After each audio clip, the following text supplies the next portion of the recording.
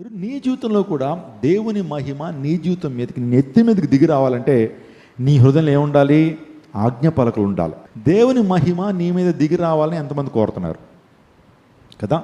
దేవుని మహిమ నెత్తి మీద దిగి వచ్చిందంటే చాలు, నీ జీవితం ఆశీర్వాదాల పరంపర, నీ జీవితం దేవునికి ఎంతో ఇష్టకరమైన జీవితంగా మార్చబడుతుంది. మనం ఎంత భక్తి చేస్తున్నా ఆయన మహిమ మన మీద నిలపబడటం కొరకే కదా. మనం ఎంత కార్యాలు చేస్తున్నా సరే ఆయన మహిమ మన మీద లేకపోతే ఈ లోకంలో ఎంత భక్తి చేసినా అది వ్యర్థం అవుతుంది కదా.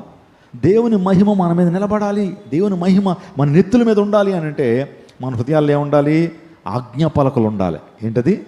ఆజ్ఞ పలకలు అనగానే దేవుని వాక్యానికి సాదృశ్యము. నీ హృదయంలో దేవుని వాక్యం ఉందా? దేవుని వాక్యాన్ని హృదయంలో దాచుకున్నావా? దేవుని వాక్యాన్ని నోటితో ఏం చేస్తున్నావు? ప్రొనౌన్స్ చేస్తున్నావా? ఆలోచన చేయండి. ఆ యొక్క ఆజ్ఞ పలుకులు దేవుని వాక్యానికి సాదృశ్యంగా ఉన్నాయి. అహరోను చేతికర్ర దేనికి సాదృశ్యం ఉందంటే దేవుని చిత్తానికి లోబడేటువంటి అనుభవము.